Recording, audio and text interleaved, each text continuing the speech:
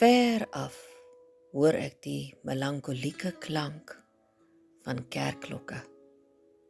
Ketlang, ketlang, ketlang, ketlang.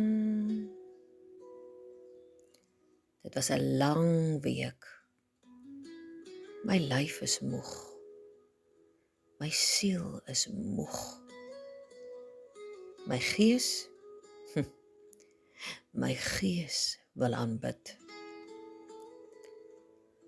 Kerkklere lê mooi en wag oor die stoel, maar vandag wil ek sommer kerk in 'n mooi woud of op die seesand of langs 'n stroom.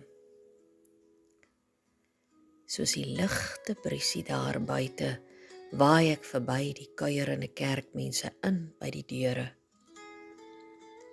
Die musiek is sag en eerbiedig. Wanneer ek my oë sluit in aanbidding, is dit net ek en Abba. Dis wanneer die wêreld, die persoon langs my en al my uitdagings om my verdwyn. Kosbare minute, vrede, afwagtend. My siel roep, moeg maar moedig, getrou soos die foos gebrande karwag buite. Tuis, soos in my pa se huis.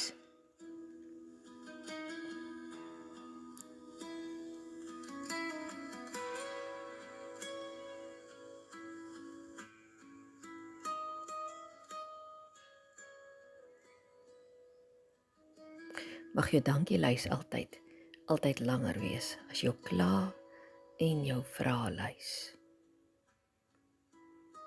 Hierdie woorde kom uit my hart uit vanoggend, sommer net woorde